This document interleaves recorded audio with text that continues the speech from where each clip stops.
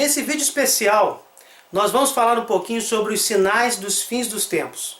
Nós temos uma playlist só sobre escatologia, que vai tratar dos últimos passos do homem. Tratar, por exemplo, daquilo que acontece após a morte, seu juízo particular. Vai tratar da realidade do céu, da realidade do purgatório, da realidade do inferno. Vai tratar também daquilo que vai acontecer no fim dos tempos, que é o juízo final. Nós já falamos de coisas que foram confirmadas pelas Sagradas Escrituras. Nós sabemos que, por exemplo, vai haver a renovação dos céus e da terra. Nós já sabemos, por exemplo, que vai acontecer o esclarecimento de todas as coisas. Nós já sabemos que no fim dos tempos vai acontecer a ressurreição dos corpos. Tudo isso nós colocamos aí em vários vídeos, eu vou colocar o link na descrição. Neste vídeo, nós vamos falar daqueles sinais que ao longo da história da humanidade vão se apresentando e que são sinais que o próprio Jesus nos informou nas Sagradas Escrituras ou através de seus apóstolos.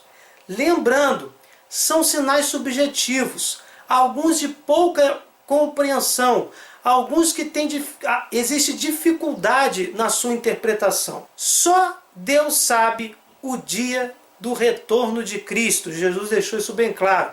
Jesus é o Filho da Santíssima Trindade. Ele sabia de todas as coisas, mas não cabia a ele, quanto sua missão de filho, de redentor, anunciar a data do fim dos tempos.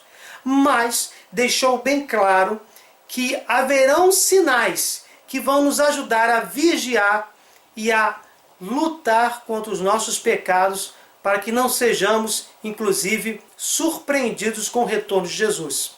O retorno de Jesus pode ser com a nossa própria morte, no juízo particular, ou com o retorno de Jesus em plena glória, chamado de parousia, no juízo final. Em primeiro lugar, nós devemos saber que existe um plano salvífico de Deus para a humanidade. Isso está, de uma forma bem resumida, na profecia da água viva. Já vai dizer Ezequiel lá no Antigo Testamento: derramarei sobre vós águas puras, que vos purificarão de todas as vossas imundícies e de todas as vossas abominações. Essas águas, disse-me ele, dirigem-se para a parte oriental, elas descem a planície do Jordão, elas se lançarão no mar, de sorte que suas águas se tornarão mais saudáveis. Em toda parte aonde chegar a corrente, todo animal que se move na água poderá viver, e haverá lá grande quantidade de peixes. Tudo que essa água atingir se tornará são e saudável, e em toda parte onde chegar a torrente haverá vida.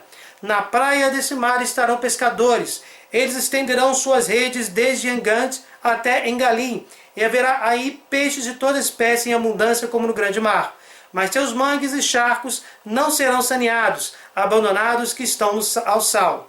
Ao longo da torrente, em cada uma de suas margens, crescerão árvores frutíferas de toda espécie, e sua folhagem não murchará, e não cessarão jamais de dar frutos, todos os meses frutos novos, porque essas águas vêm do santuário, essas águas vêm de Deus, são as águas do Espírito Santo. Isso é confirmado quando o próprio Jesus, o ungido, diz que ele é o responsável em inaugurar o ano da graça do Senhor, e nós estamos vivendo hoje esse ano da graça. Em Isaías 61, o Espírito do Senhor repousa sobre mim, porque o Senhor consagrou-me pela unção, enviou-me a levar a boa nova aos humildes, curar os corações doloridos, anunciar aos cativos a redenção e aos prisioneiros a liberdade, proclamar o ano de graças da parte do Senhor e o dia de vingança de nosso Deus, consolar todos os aflitos. Esta profecia de Isaías, ela vai o quê?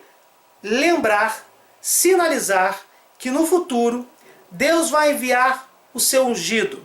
E o seu ungido trará essa água viva que vai curar a todos. Esta profecia foi lida pelo próprio Jesus. Foi-lhe dado o livro do profeta Isaías. Desenrolando o livro, escolheu a passagem onde está escrito: o Espírito do Senhor está sobre mim, porque me ungiu. O próprio Jesus inaugura o ano da graça do Senhor.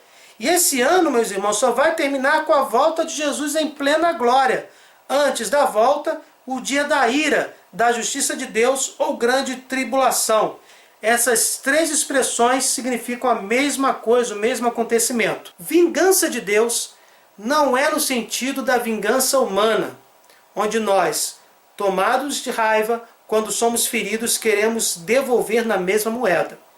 A vingança de Deus é no sentido de justiça, trazer a justiça àqueles que foram injustiçados nesta vida. E, logicamente, trazer a correção àqueles que foram injustos, usaram de mais ações para passar por cima do próximo. Nesse sentido, nós vemos aí que Jesus é ungido. Jesus vai trazer a água viva. Do seu corpo, nós temos aqui, neste lado, a imagem de Jesus misericordioso. Do seu corpo é derramado a água viva, o sangue redentor, que vai curar a todos os feridos, todos os doentes, todos os pecadores. Restaurar todos os seres humanos. Com isso, o que nós podemos entender? Que Jesus inaugura o ano da graça, e esse ano só vai terminar quando Jesus retornar em plena glória. Teremos aí o juízo final, e nesse momento, o dia da ira, o dia da vingança de Deus, o dia da justiça de Deus, a grande tribulação, são todas expressões sinônimas.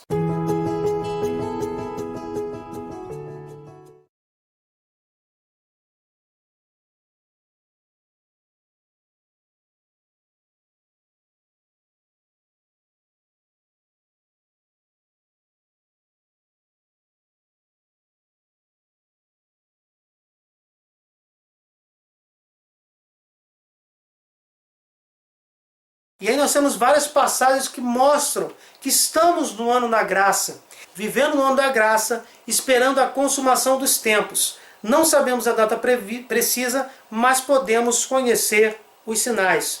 Como eu tinha dito no início, Jesus prevê que em João 16 os sinais aumentarão progressivamente, como as dores de um parto. E também confirma que só cabe ao Pai conhecer a data exata. Porém, isso não significa dizer que os sinais não podem ser percebidos. Somente a data exata cabe ao Pai. Jesus diz que só cabe ao Pai revelar a data precisa do seu retorno, do fim dos tempos, do juízo final. Mas nós podemos sim prever que está chegando, que está se aproximando o momento quando as dores do parto aumentarem. E essas dores do parto significam também os sinais e também as dificuldades da nossa vida material aqui na Terra. Primeiro sinal, tempo difícil. Como está lá em Lucas 21, 2 Timóteo, o hedonismo, que é a busca do prazer pelo prazer, o ateísmo, que é não acreditar em Deus, a indiferença religiosa, tudo isso são sinais de um tempo difícil que a igreja terá. Em 2 Timóteo 3, nota bem o seguinte: nos últimos dias haverá um período difícil. Os homens se tornarão egoístas, avarentos, fanfarrões, soberbos, rebeldes aos pais, ingratos, malvados, desalmados, desleais, caluniadores, devassos, cruéis, inimigos dos bons, traidores, insolentes, cegos de orgulho, amigos dos prazeres e não de Deus. Nós já fizemos um vídeo sobre esta passagem, mas basicamente se trata aí de um período de grande hedonismo. E aí nós podemos citar a homossexualidade exagerada, do ateísmo, da indiferença e do deboche às crenças religiosas. Então, o primeiro sinal do fim dos tempos é um tempo difícil. Isso está dizendo lá no versículo 1 de 2 Timóteo 3. Nos últimos dias haverá um período difícil, onde os homens terão dentre essas qualidades, outras qualidades completamente negativas. O evangelho se tornará insuportável para muitas pessoas, porque virá tempo em que os homens já não suportarão a sã doutrina da salvação. Levados pelas próprias paixões e pelo prurido de escutar novidades, ajustarão mestres para si, apartarão os ouvidos da verdade e se atirarão às fábulas. Tu, porém, se prudente em tudo, paciente nos sofrimentos, cumpra a missão de pregador do evangelho, consagre-te ao teu ministério. Nesta passagem nós vemos aí que o tempo final Nós teremos pessoas que não suportarão o Evangelho e vemos a perseguição do Evangelho por outras religiões, como os islâmicos, a perseguição dos ateus, dos comunistas, de tantos grupos sociais que perseguem hoje de uma forma muito intensa o Evangelho e os cristãos. E vão, inclusive, escutar outras coisas. Se afastarão da verdade e vão se atirar às fábulas, como, por exemplo, as pessoas que inadvertidamente se entregam ao Evangelho segundo o Espiritismo, que se entregam às crenças ateias. Tudo isso se encaixa aqui, apartarão os ouvidos da verdade e se atirarão às fábulas, no versículo 4. O derramamento do Espírito Santo que aconteceu em Atos 2:17, ele vai ser renovado, haverá um novo Pentecostes. Depois disso acontecerá que derramarei o meu Espírito sobre todo ser vivo. Vossos filhos e vossas filhas profetizarão, vossos anciãos terão sonhos e vossos jovens terão visões. O pecado chegará ao cúmulo. Eu botei esse ponto de interrogação porque nós não sabemos que cúmulo é esse. E essa passagem é de uma interpretação completamente subjetiva. Os pecados serão praticados de forma intensa, em grande quantidade. Só Deus poderá saber esse momento, mas é um sinal. O pecado tem chegado ao cúmulo nos dias atuais? É uma grande pergunta. Nós temos aí pornografia em alta, as drogas em alta, casas de prazeres, pedofilia, músicas induzindo ao sexo, pais matando filhos e vice-versa. A indústria pornográfica movimenta cerca de 8 bilhões de dólares por ano.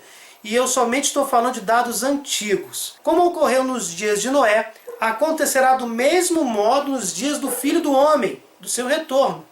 Comiam e bebiam, casavam-se e davam-se em casamento, até o dia em que Noé entrou na arca. Veio o dilúvio e matou a todos, também do mesmo modo como aconteceu nos dias de Ló. Os homens festejavam, compravam e vendiam, plantavam e edificavam.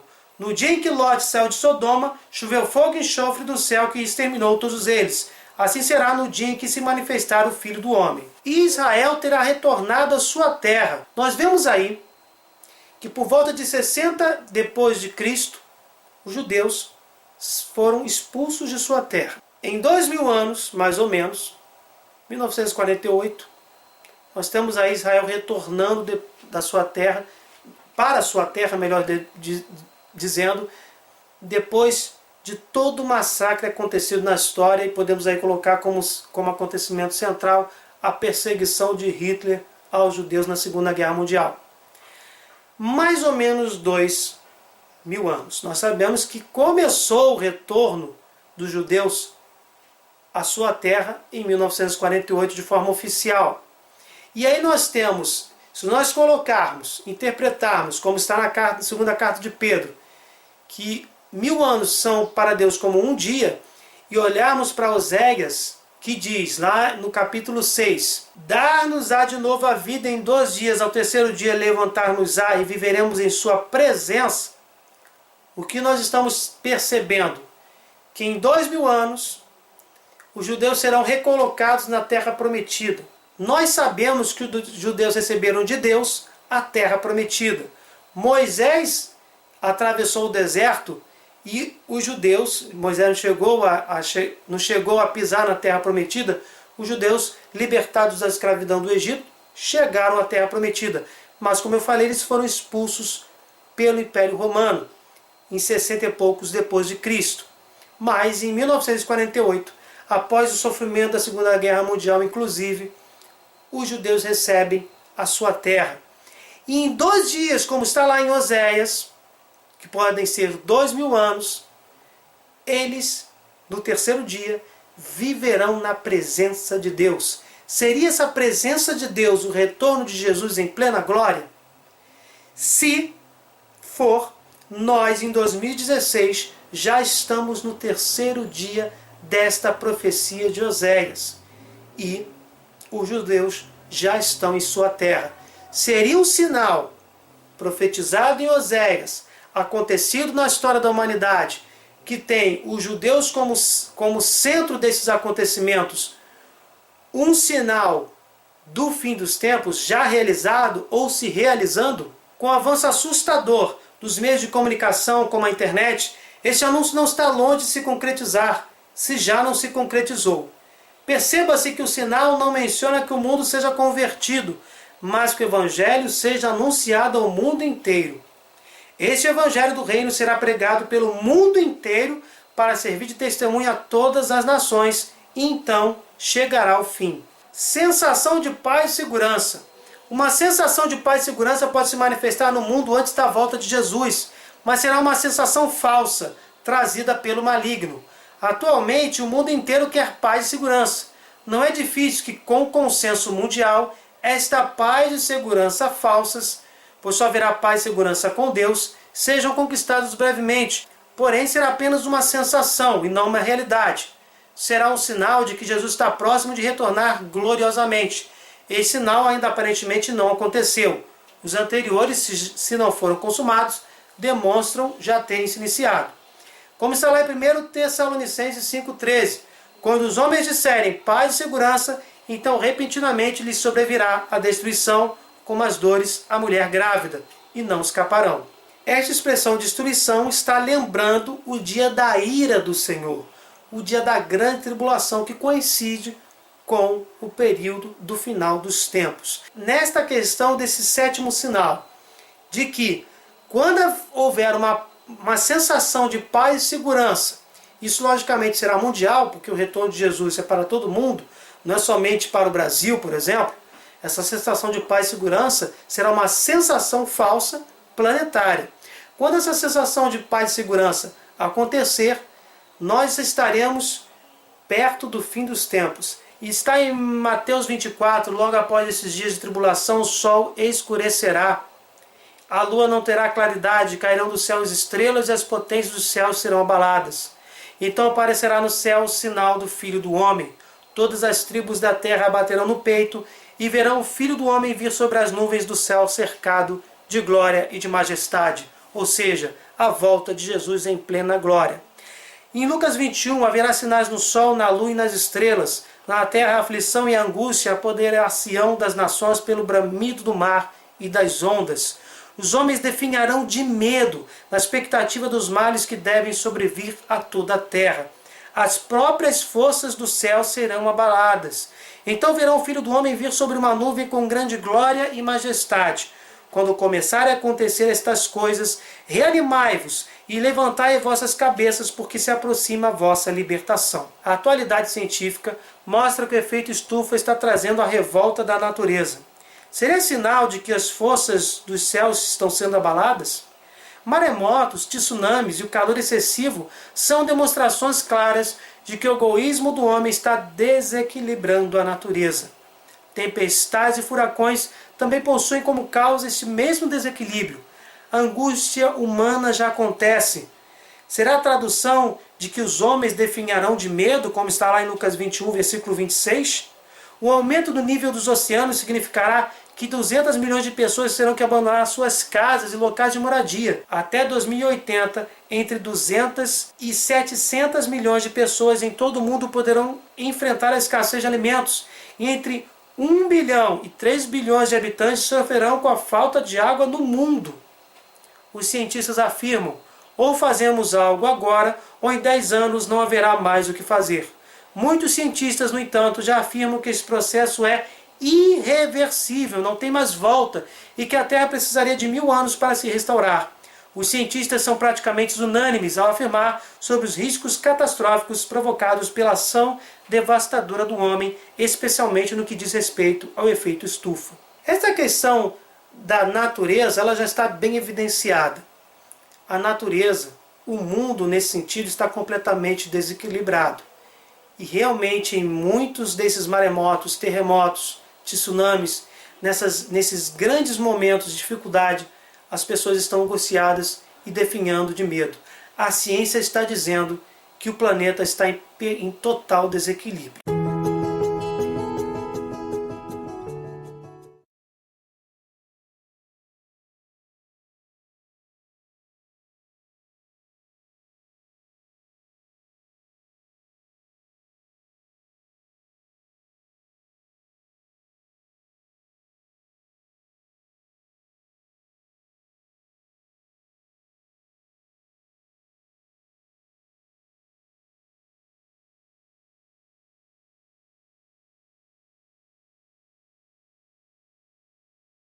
outro ponto que é bem simbólico é o tempo da grande tribulação. Quanto tempo vai durar? O tempo na grande tribulação é completamente simbólico dentro da Bíblia. Concluirá com muitos uma sólida aliança por uma semana, e no meio da semana fará cessar o sacrifício e a oblação. Sobre a asa das abominações virá o devastador, até que a ruína decretada caia sobre o devastado.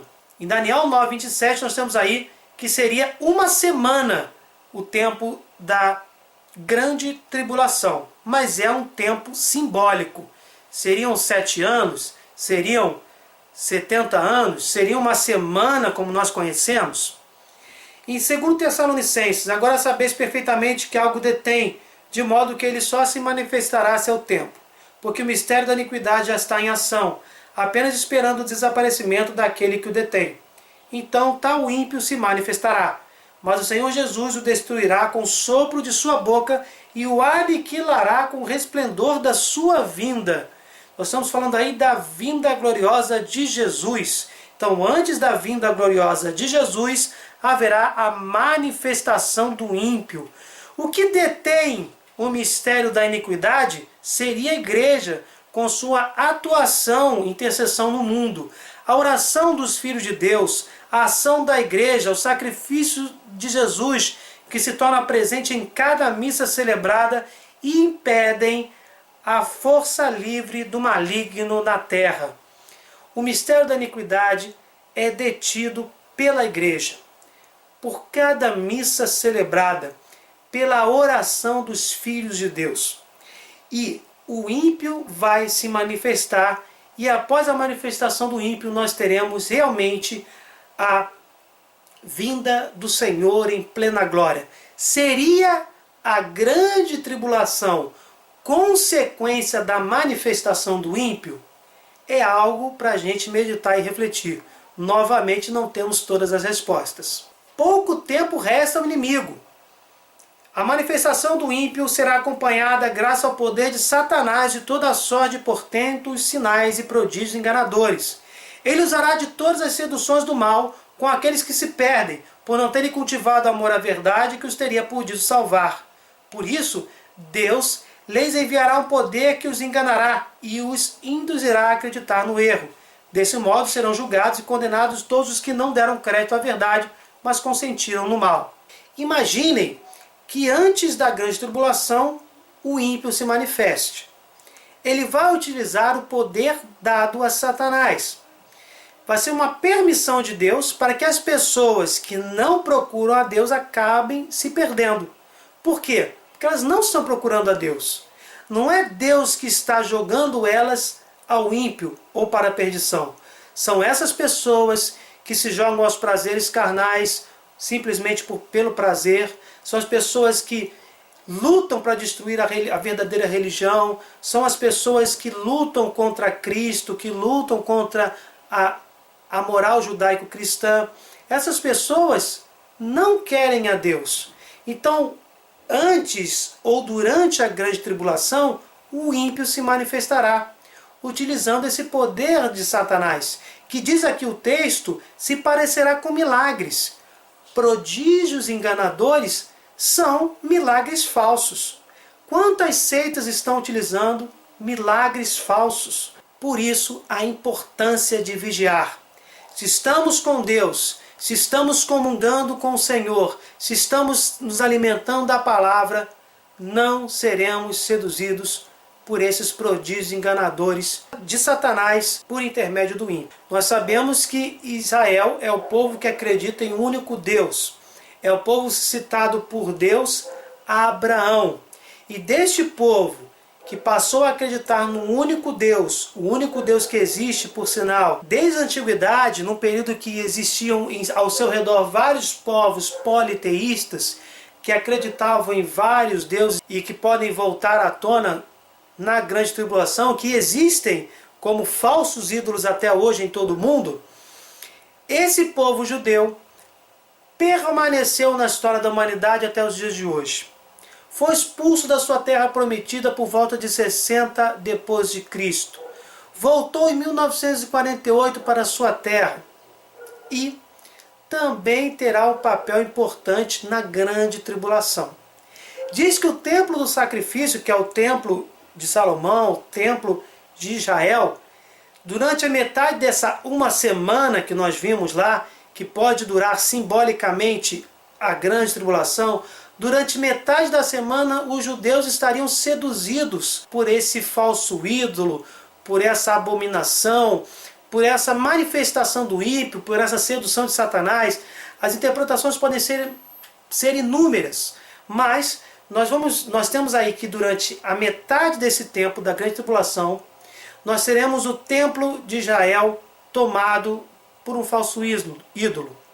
E só depois eles iriam perceber que estariam sendo manipulados e Israel, enquanto nação, se converteria finalmente a Jesus, aceitaria Jesus como o Messias que eles estão esperando até os dias de hoje. Ou seja, os judeus estarão aliados à besta, conscientes ou sendo enganados, pois não estarão praticando a religião que Deus ensinou a eles, o judaísmo, ou a adoração ao único Deus.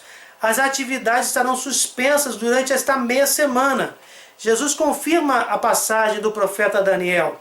Esse símbolo de tempo é fácil de explicar. 7 na Bíblia significa perfeito. Essa semana, ou 7 dias, significa o tempo que for necessário. O tempo que for necessário para se completar esta tribulação.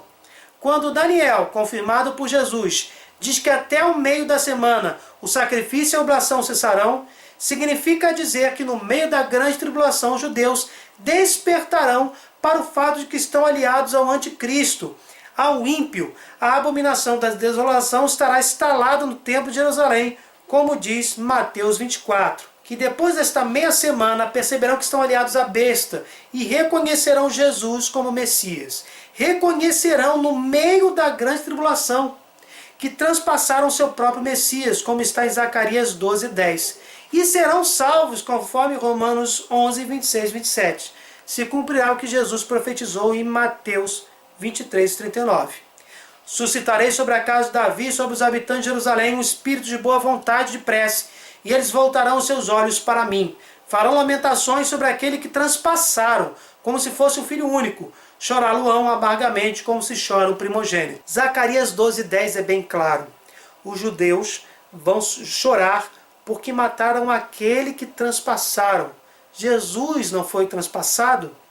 Então, nós vemos que com essa profecia de Zacarias se cumpre o quê? Que no meio dessa semana simbólica que Daniel diz que vai durar a grande tribulação, no meio desta semana os judeus despertarão e vão se afastar da besta, se afastar do ímpio, se afastar da abominação, da desolação, do anticristo, e vão finalmente se converter ao cristianismo. Então Israel em peso será salvo, como está escrito: virá de Sião o libertador, apartará de Jacó a impiedade, e esta será a minha aliança com eles, quando eu tirar os seus pecados. E convertido, Israel também passará a ser perseguido pela besta durante a grande tribulação, nessas 3 semanas e meia finais, ou metade de uma semana. Durante e no fim da grande tribulação, ainda haverá salvação de todos os que creem em Jesus. Vejamos aqui nesse pequeno gráfico, uma semana ou 7 dias, a grande tribulação de Daniel 9:27. Os judeus estarão aliados ao anticristo durante a primeira metade dessa semana, que é um tempo simbólico, mas não sabemos se realmente serão 7 dias. E depois dessa metade, os judeus reconhecem Jesus como Messias, como está em Zacarias 12 e Romanos 11. A apostasia também acontecerá durante a grande tribulação. Ainda na grande tribulação, conforme 2 Tessalonicenses, teremos a apostasia, a vinda do ímpio e a manifestação de Satanás por meio de prodígios enganadores. Esta passagem nós já lemos em 2 Tessalonicenses, mas é importante que nós relembremos que a apostasia, deixei este slide aqui para lembrar exatamente isso, a apostasia acontecerá em grande intensidade durante a grande tribulação. Como está lá no versículo 3, ninguém de modo algum vos engane, porque primeiro deve vir a apostasia e deve manifestar-se o homem da iniquidade, o filho da perdição, o adversário, aquele que se levanta contra tudo que é divino e sagrado, a ponto de tomar lugar no templo de Deus e apresentar-se como se fosse Deus. Apocalipse 12, quando a mulher que dá à luz ao filho varão estava sendo perseguida pelo dragão e acaba sendo arrebatada, a igreja arrebatada. Vemos aí que no versículo 12, como nós já lemos, que o demônio não consegue atacar a mulher, a igreja arrebatada, e acaba correndo contra todos aqueles que ainda estão na grande tribulação e que tenta se voltar para Deus. Nesta semana, nessa grande tribulação, ao fim dessa semana haverá o juízo final, conclusão do juízo final, a volta de Jesus em plena glória, que chamamos de parousia. Tudo isso está confirmado em Mateus 24, Marcos 13, Lucas 21 e 2ª carta de Pedro, capítulo 3.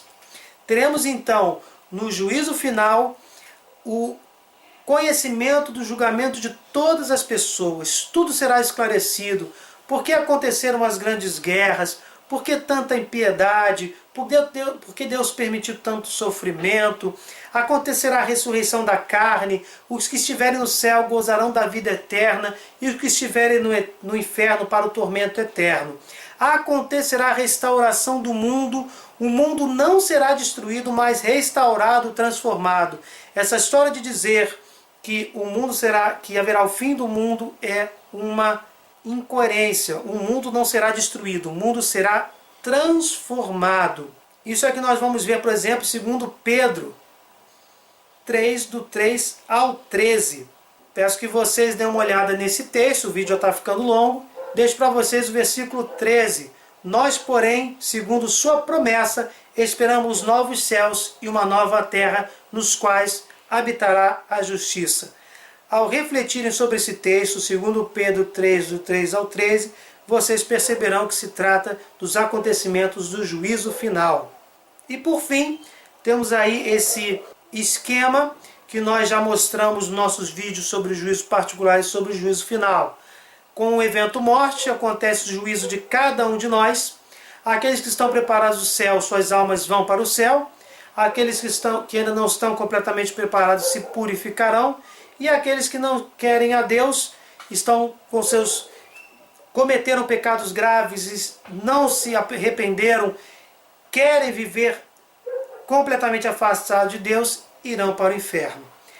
No juízo final acontecerá a grande tribulação, a manifestação do ímpio, Israel será convertido no meio da grande tribulação, Jesus voltará em plena glória na parousia, haverá o esclarecimento de todas as coisas, todas as almas do purgatório que foram libertadas e estão no céu, todos os salvos receberão os corpos ressuscitados, haverá a glorificação do mundo, que a gente chama de céus novos e uma nova terra.